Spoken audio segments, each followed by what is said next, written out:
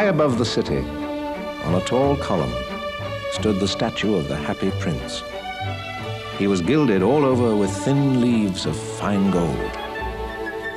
For eyes, he had 2 bright sapphires, and a large red ruby glowed in his sword hilt.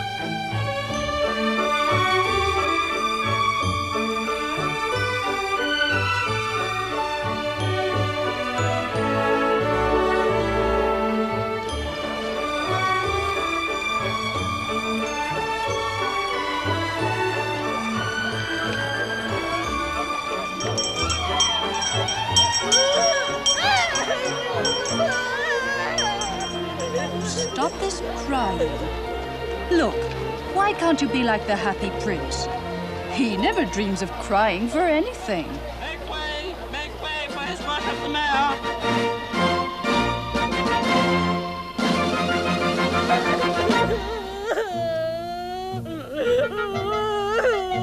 Why? Upon my soul, 'tis a little lad. How can you cry so much in my beautiful city? Is not the Happy Prince smiling down upon you? Nay?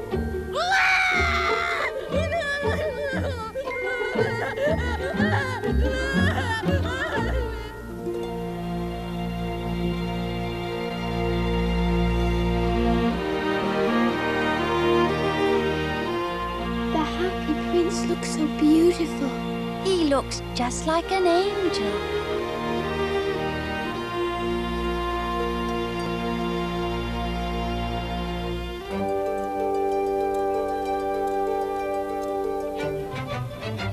The statue of the Happy Prince must surely be the finest in all Christendom.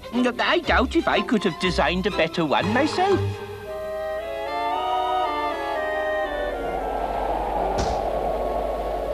A chill northern wind blew across the square. The autumn was about to return. In the countryside, the peasants had finished the harvest, and the change in wind told the swallows that it would soon be time to leave for Egypt.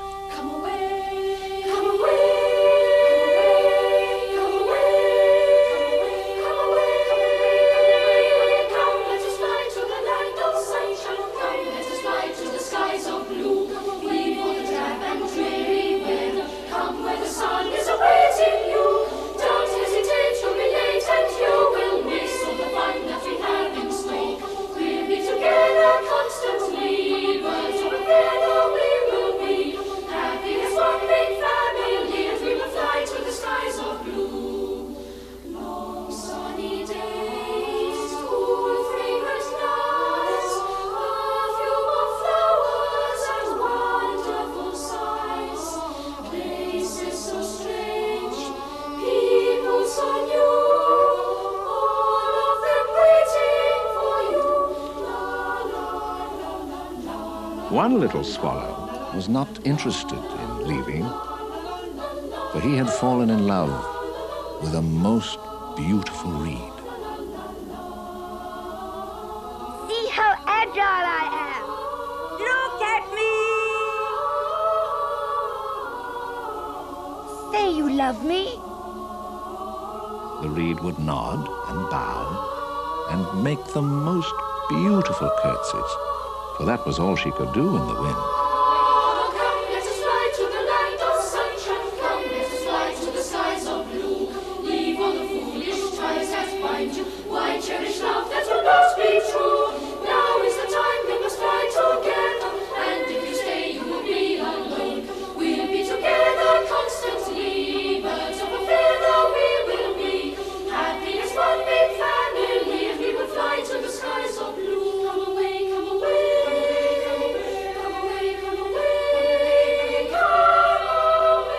Finally, the trees shed their leaves. It was the sign that autumn had at last come, and they all flew away.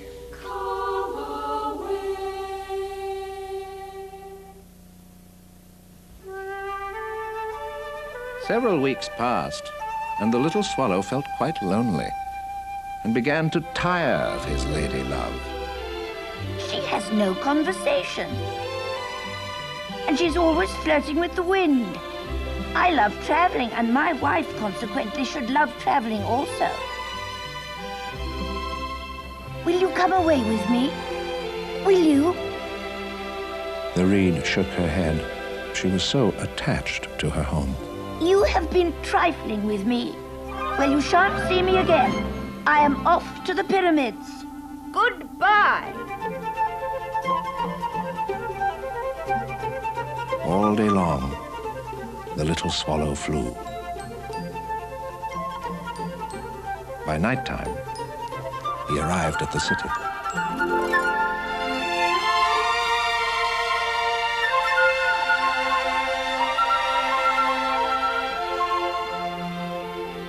Where shall I stay tonight?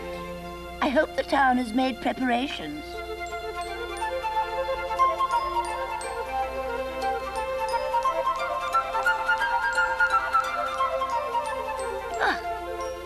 Such a fine position, with plenty of fresh air, and I have a golden bedroom. What's that?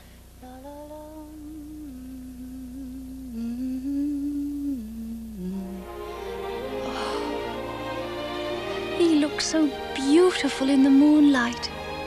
Surely he's the most handsome of all princes. Me? A handsome prince? Why, of course. Good night, my happy prince. Good night. Oh, good night. Princess? What's that? What a curious thing. There is not a cloud in the sky. The stars are quite clear and bright, and yet it is raining. What a dreadful climate. What is the use of a statue if it cannot keep the rain off? I must find myself a good chimney pot.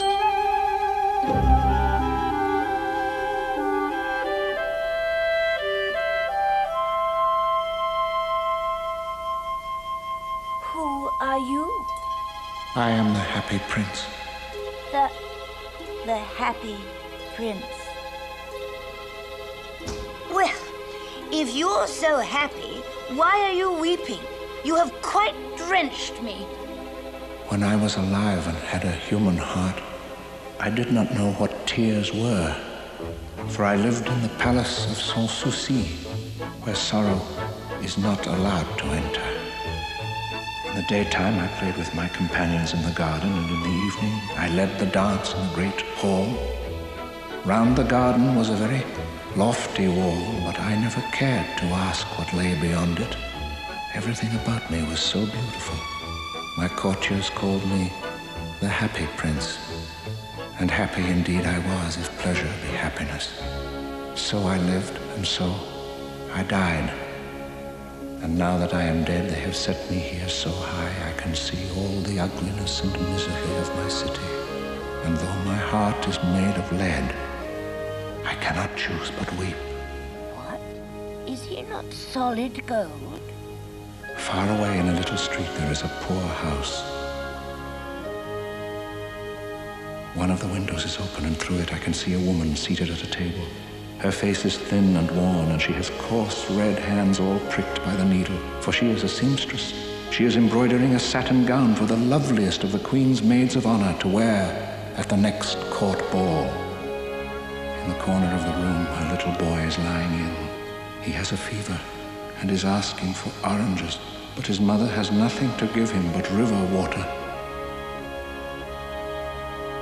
Swallow, swallow, little swallow, will you not bring her the ruby out of my sword hilt? My feet are fastened to this pedestal, and I cannot move. But I have no time. I must leave for Egypt.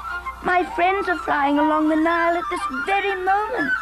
Little swallow, will you not stay with me for one night and be my messenger?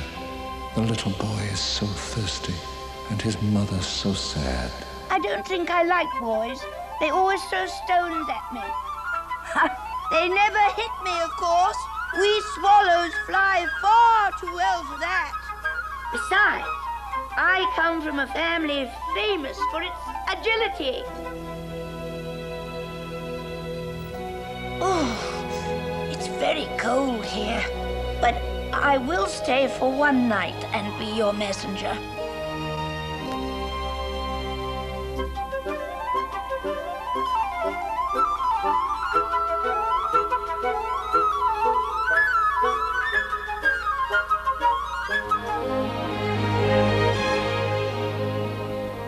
I do hope my gown will be ready in time for the state ball. But the seamstresses are so lazy and unreliable.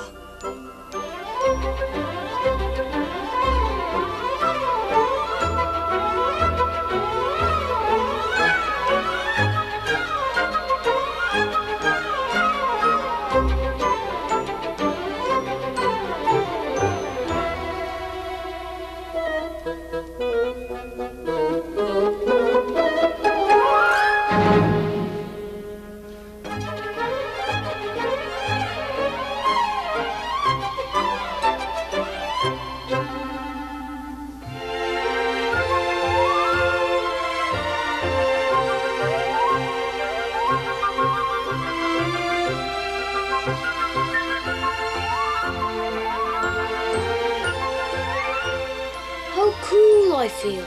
I must be getting better.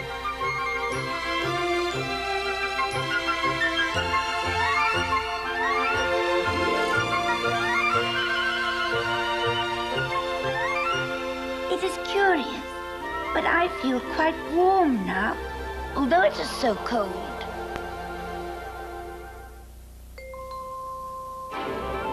When day broke, the little swallow flew down to the river to bathe.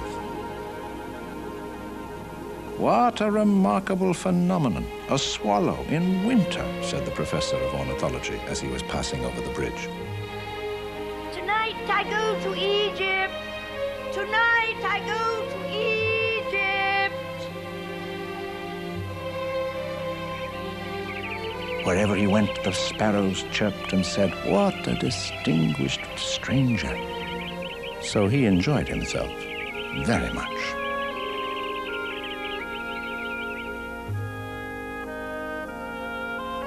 Have you any commissions in Egypt?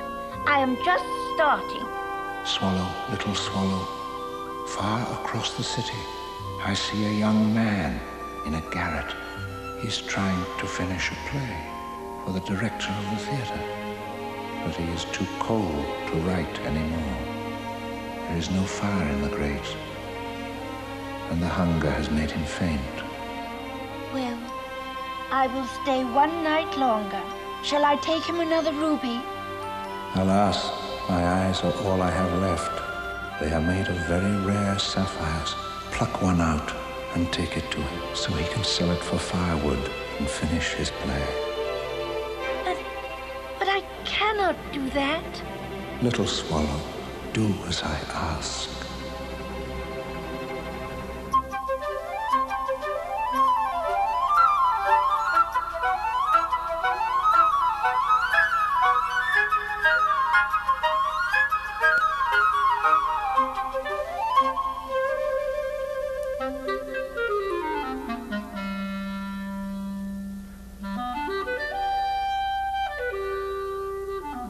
How could I have overlooked such a valuable gift?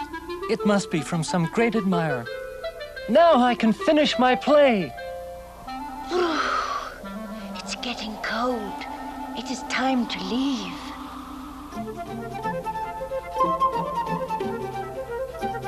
Tonight I fly to Egypt.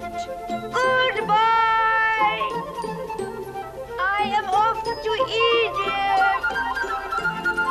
Goodbye, little sparrows.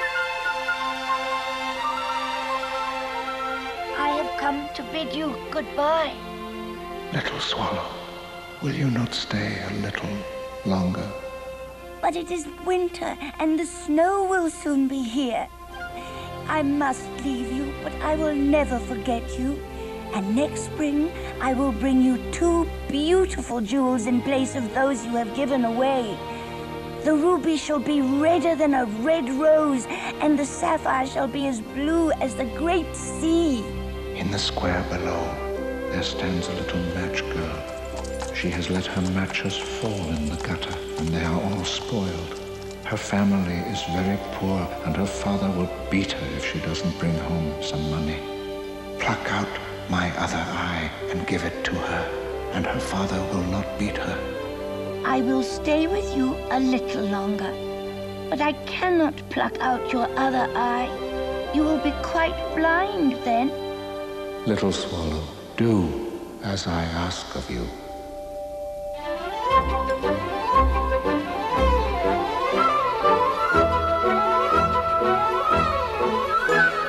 Oh, what a beautiful piece of glass. I must show it to my father.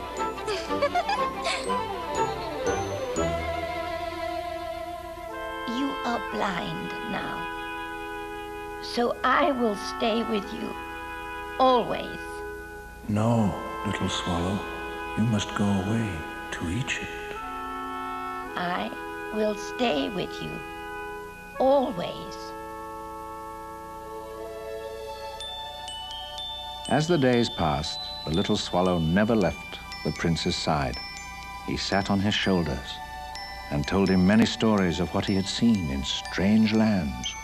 He told him of the red ibises that stand on the banks of the Nile and catch goldfish in their beaks, and of the king of the mountains of the moon, who is as black as ebony and worships a large crystal.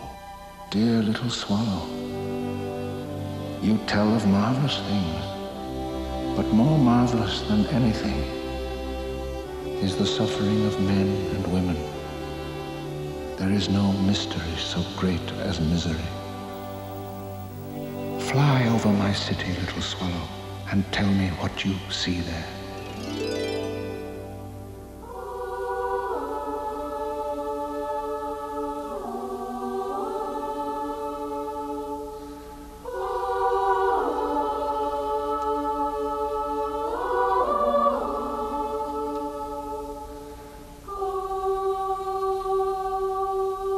The city streets are sad and dreary.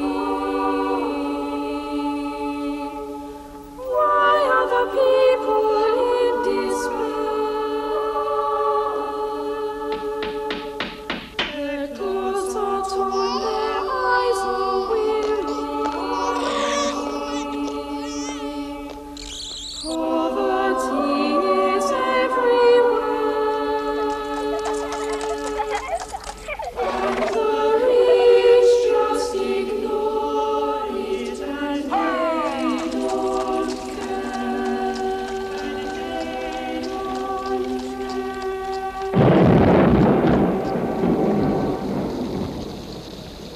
The children huddle close together, ragged and torn, their feet are bare. They bravely face the wintry weather.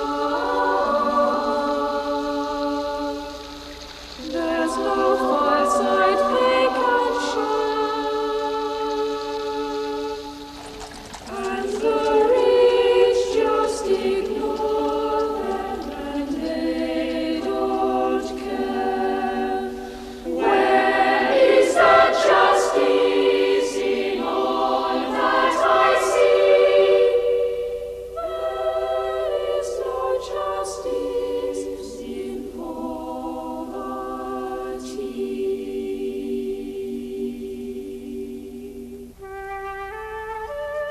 And so the little swallow flew back to the happy prince and told him what he had seen. I am covered with fine gold. You must take it off leaf by leaf and give it to my poor. The living always think that gold can make them happy.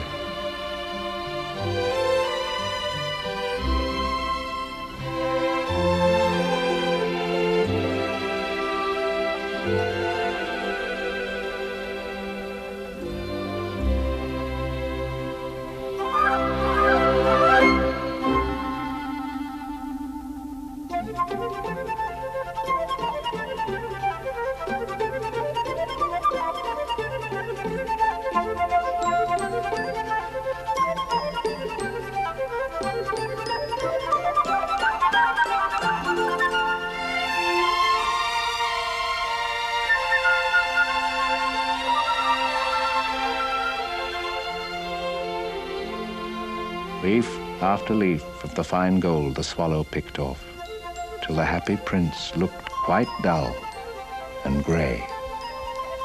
Leaf after leaf of the fine gold he brought to the poor. And the children's faces grew rosier, and they laughed and played games in the street. Then the snow came. After the snow came the frost, and the streets looked as if they were made of silver. They were so bright and glistening. Long icicles like crystal daggers hung from the eaves, and everybody went about in furs.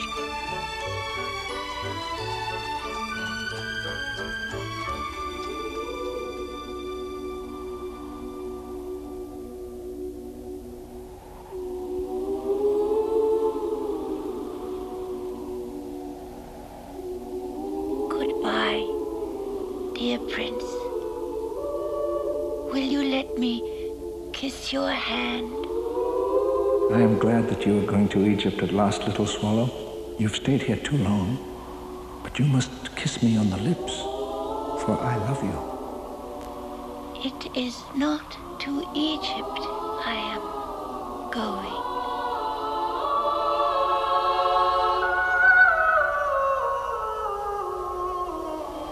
A curious crack sounded inside the statue, as if something had broken.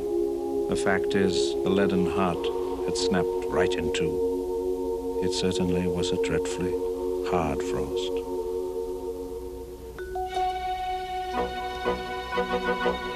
Dear me, how shabby the Happy Prince looks.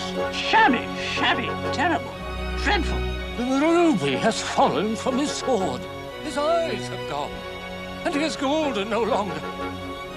In fact, he is little better than a beggar. Little better than a beggar. And there is actually a dead bird at his feet. We must issue a proclamation that birds are not allowed to die here. Birds are not allowed to die here. As he is no longer beautiful, he is no longer useful. Our city needs a new statue, and I shall ask for the privilege of designing it. So they pulled down the statue of the Happy Prince and melted it down in a furnace. The mayor held a meeting of the corporation to decide what was to be done with the metal. I would consider it a privilege to design a new statue. Of course you can. And it shall be a statue of myself.